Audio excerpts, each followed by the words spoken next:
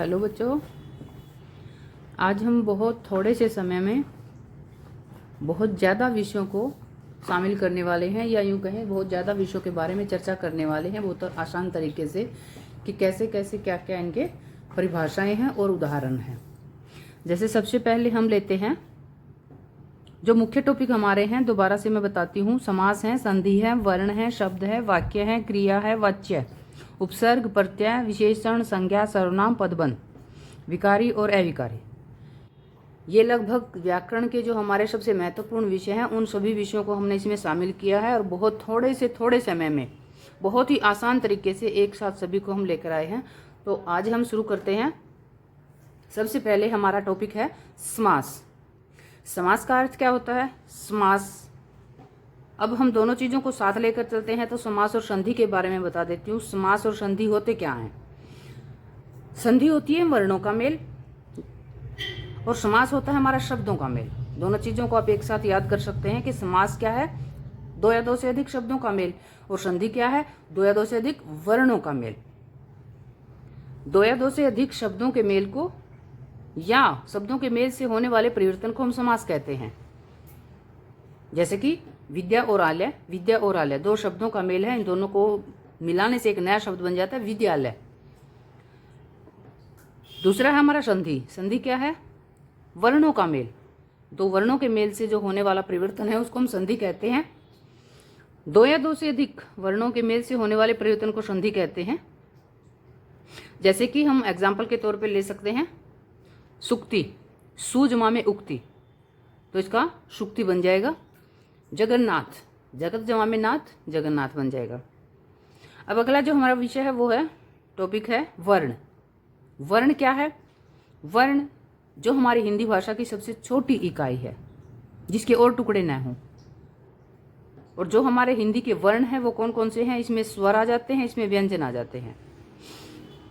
कुल वर्ण हमारे 52 हैं, स्वर जिसमें हमारे 11 हैं और व्यंजन जिसमें हमारे 33 हैं। अब बात आती है शब्द की। शब्द क्या है? वर्णों का सार्थक मेल। सबसे पहले हमने वर्ण किया है जिसके टुकड़े ना हो, या यूं कहें हिंदी भाषा की सबसे छोटी इकाई वर्ण है। अब वर्ण जोड़कर जो नया वो चीज बनती है वो बनता है शब्द। अब देखते हैं शब्द क्या है। वर्णों के सार्थक मेल को शब्द कहते हैं।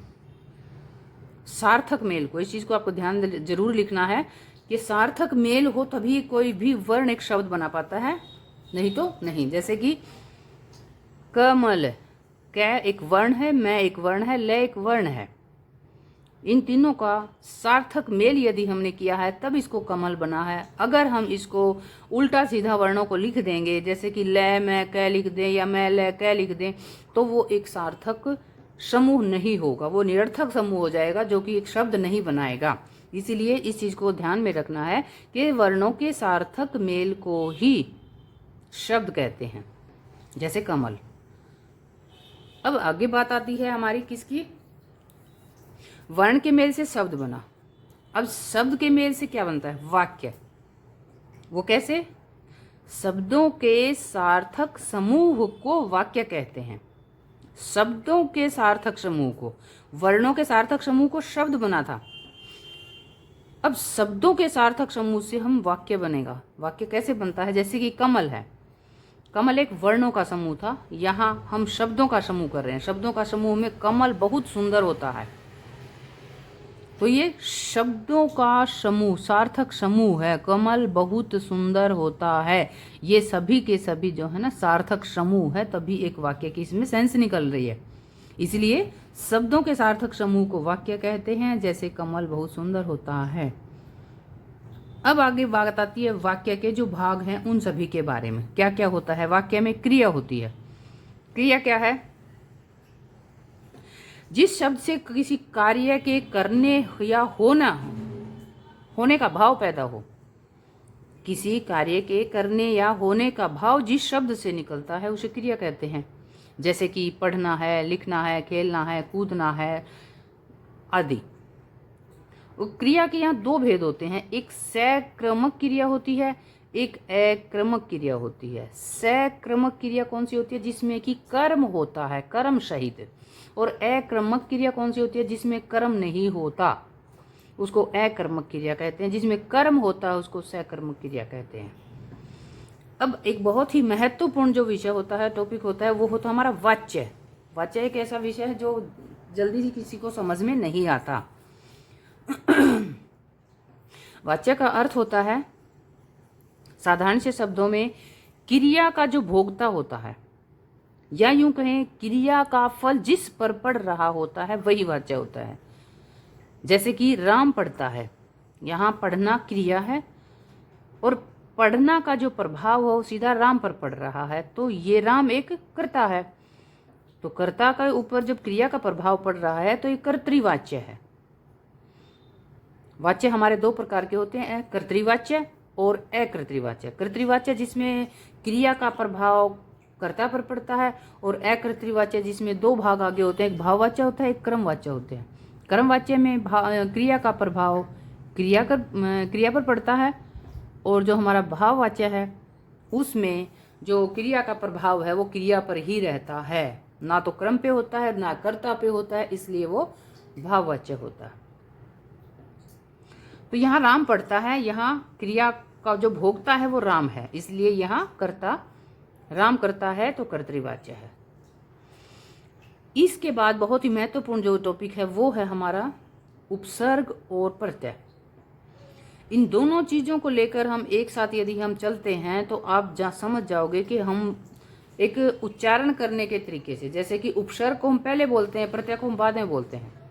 एक सिंपल वे में इसको याद रखना चाहो तो उपसर्ग जैसे पहले बोला जाता है तो ये शब्दांश वो हैं जो शब्द के आगे जुड़ते हैं, पहले जुड़ते हैं, और प्रत्यय जो बाद में बोला जाता है, उपसर्ग के बाद प्रत्यय बोला जाता है। लेकिन इसको हम इस चीज़ से जोड़ के याद कर सकते हैं कि ये मूल शब्द के पीछे जुड़कर उसका अर्थ बदलते हैं। ये एक तरीका है याद करने का। अगर आप ये भूल जाओ कि उपसर्ग आगे लगेगा या प्रत्यय पीछे लगेगा, कहाँ कौन सी चीज़ लगनी है, कौन सा शब्दांश लगना है, इस चीज़ को आप यदि याद करने का एक तरीका देखो तो उपसर्ग जो पहले बोला जाता है, प्रत्यय जो बाद में बोला जाता है। तो उपसर्ग वे शब्दांश जो शब्द के आगे जुड़कर उसका अर्थ बदल दे, वे शब्दांश जो शब्द के आगे जुड़कर उसके अर्थ को बदल दे, उसको उपसर्ग कहते हैं। जैसे कि निर्जन, यहाँ पर नी जमा में जन, जन जो मूल शब्द है उसके आगे जुड़कर इसने इस शब्द का अर्थ बदल दिया। यहाँ जन था, मूल शब्द जन था, जन के आगे नी लगा दिया तो ये निर्जन बन गया, और यहाँ पर नी जो है ना उपसर्ग है। अब अगली बात क्या आती है हमारी, अगला जो है प्रत्यय। प्रत्यय क्या है? ये वे शब्दांश हैं जो मूल शब्द के पीछे जुड़कर उसके अर्थ को बदल देते हैं। ये वे शब्दांश हैं जो मूल शब्द के पीछे जुड़कर उसके अर्थ को बदल देते हैं। जैसे कि दुकान एक मूल शब्द है, उसके पीछे ये दार लगा देते हैं तो दुकानदार से दुकानदार शब्द बन जाता है, जिसमें दार जो है ना वो एक प्रत्यय है। फिर आता है हमारा विशेषण। विशेषण क्या है? फिर उसके बाद हम करेंगे संज्ञा, फिर उसके बाद हम करेंगे सर्वनाम, फिर हम करेंगे पद, फिर हम करेंगे पदबंध, फिर विकारी और अविकारी। तो विशेषण क्या है? संज्ञा और सर्वनाम की विशेषता बताने वाले, संज्ञा और सर्वनाम की विशेषता बताने वाले शब्दों को हम विशेषण कहते हैं। जैसे सीता सुंदर लड़की है, सीता की सुंदरता का वर्णन कर रखा है इसमें, सीता सुंदर लड़की है तो सीता के बारे में बताया गया है, सीता का वर्णन जो सुंदर शब्द कर रहा है, तो यहाँ पर सुंदर एक विशेषण शब्द है, सुंदर एक विशेषण शब्द है। अब हम बात करते हैं विशेषण की। विशेषण किसे कहते हैं? संज्ञा और सर्वनाम की जो शब्द विशेषता बताते हैं, संज्ञा सर्वनाम की विशेषता बताने वाले शब्दों को हम विशेषण कहते हैं। जैसे सीता सुंदर लड़की है, तो यहाँ पे जो सुंदर शब्द है ये विशेषण है, और ये किसकी सुंदरता का वर्णन कर रखा है? ये सीता के बारे में बता रहा है, इसलिए यहाँ पर ये संज्ञा है और ये हमारा विशेषण शब्द है सुंदर। अब आगे बात क्या आती है? आगे दूसरा जो टॉपिक आता है हमारा संज्ञा। अब संज्ञा किसे कहते हैं? किसी व्यक्ति, वस्तु, स्थान या भाव, किसी व्यक्ति, वस्तु, स्थान या भाव आदि का बोध करवाने वाले शब्दों को संज्ञा कहते हैं। व्यक्ति, वस्तु, स्थान या भाव आदि बातों का जो बोध करवाते हैं वे शब्द हमारे संज्ञा शब्द होते हैं। जैसे कि किताब, जैसे यह हमारा किताब शब्द है। दूसरी बात आ गया था सर्वनाम। सर्व मतलब सभी, नाम मतलब सभी, सभी के नाम जिसमें शामिल हो सकते हैं। सर्वनाम, सर्व जमा में नाम, सर्व मैंने सभी, सभी का नाम जिसमें शामिल हो उसको सर्वनाम कहते हैं। संज्ञा के स्थान पर प्रयुक्त होने वाले शब्दों को ही सर्वनाम कहते हैं। संज्ञा के स्थान पर, संज्ञा जैसे कि हमने पहला वाक्य जो पढ़ा था, कोई भी व्यक्ति, वस्तु या स्थान आदि है वो शब्द संज्ञा है। अब इनके स्थान पर जो भी शब्द युक्त हम प्रयोग में ला सकते हैं उसको हम सर्वनाम कहते हैं। जैसे राम के स्थान पर वह, राम पढ़ता है, मान लो हम संज्ञा का प्रयोग करते हैं कि राम पढ़ता है, लेकिन यदि हमें इसका सर्वनाम बनाना है तो वह पढ़ता है, तो यहाँ पर वह जो शब्द है वो सर्वनाम होगा। अब दूसरी बात क्या है? पद। पद से पहले हम थोड़ा सा और चर्चा करते हैं कि जो पद है वो क्या होता है। जब कोई भी शब्द स्वतंत्र होता है तो वो शब्द होता है। शब्द जब स्वतंत्र होता है तो वो शब्द कहलाता है। परंतु जब वही शब्द वाक्य में प्रयुक्त हो जाता है तो वही शब्द पद कहलाता है।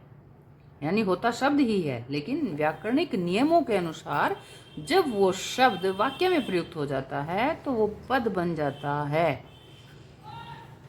अब अगली बात, पदबंध। अब पदबंध क्या है? पदबंध यानी कि पदों का बंधन, पदों का समूह। पदबंध किसे कहते हैं? आओ देखते हैं। जब कई शब्द मिलकर एक ही पद की व्याख्या करें या एक ही पद के बारे में विस्तार से बताएं, उसको पदबंध कहते हैं।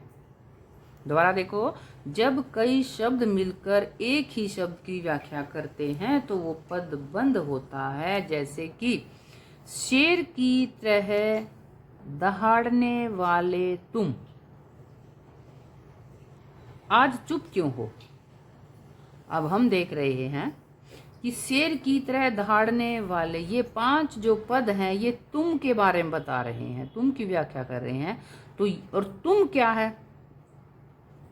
तुम एक सर्वनाम शब्द है, इसलिए यहाँ पर सर्वनाम पदबंध हो जाएगा।